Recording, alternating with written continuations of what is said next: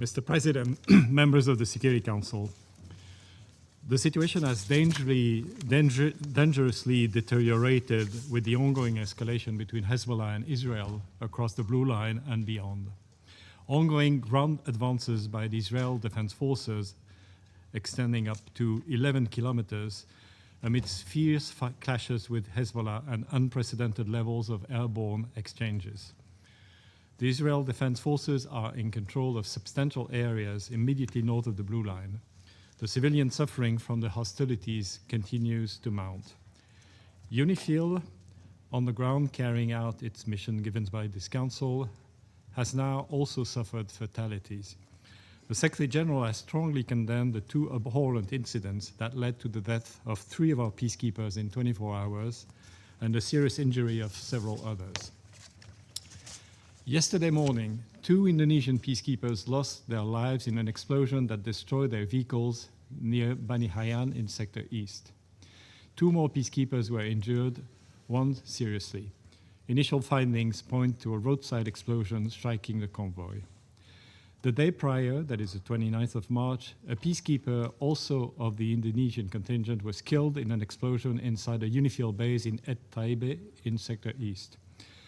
Another peacekeeper was critically wounded and was evacuated to a hospital in Beirut. According to an initial assessment, the explosion was caused by a projectile that hit the base. These tragic developments should not have happened. I express my deepest condolences to the families of fallen peacekeepers and the government of Indonesia. I also wish a full recovery to those injured. UNIFIL is conducting investigations to determine the circumstances of these reprehensible developments.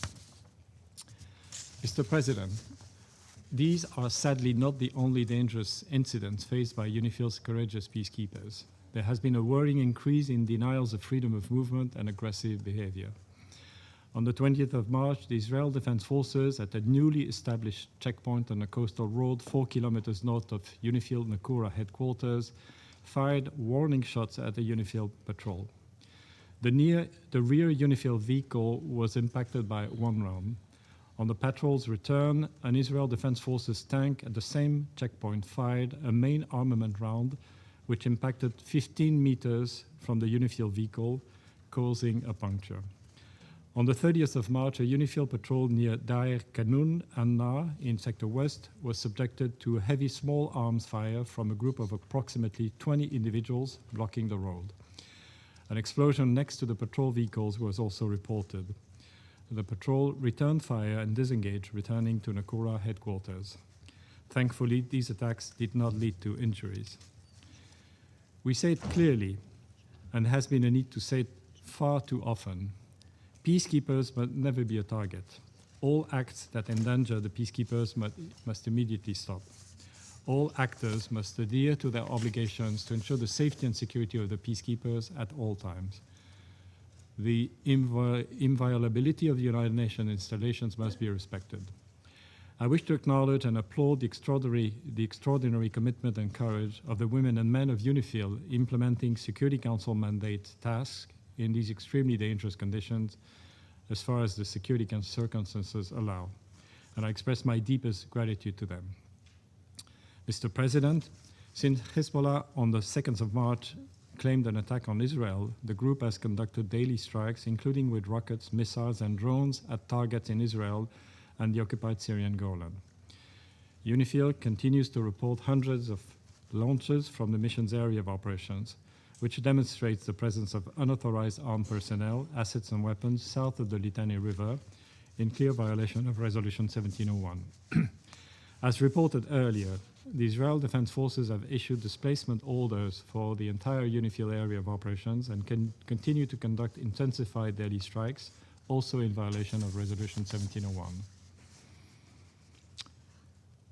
Politicians in Israel now openly speak of the intention of an extended so-called security or buffer zone with the destruction of villages along the Blue Line and several bridges across the Litani River. In the last week only, thousands of trajectories were observed in both directions, as well as attacks by fighter aircraft and unmanned aerial vehicles.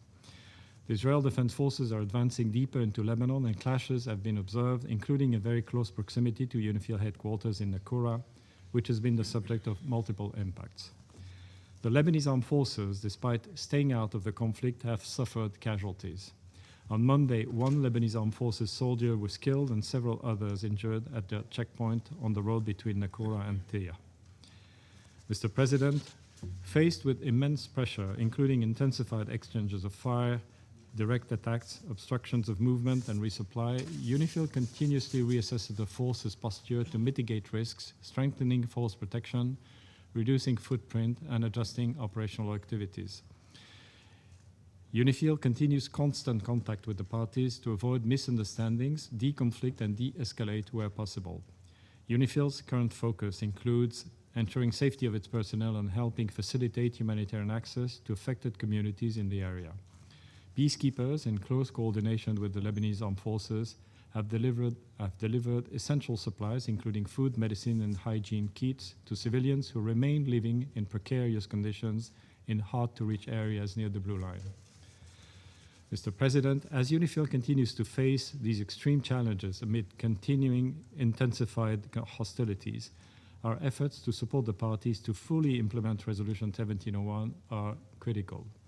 In this exceptionally dangerous period, the Council's strong and unified backing for UNIFIL and its peacekeepers is not merely important, it is indispensable. The women and men serving under this mandate, a mandate from this Council, must know that this Council stands firmly behind them. We are sincerely grateful to the troop contributing countries that remain united and committed to UNIFIL and the implementation of its mandate. Only the full implementation of Security Council Resolution 1701 by both parties will enable a long-term solution to the conflict. We urge all parties to recommit to the resolution and work meaningfully toward that end. Thank you, Mr. President.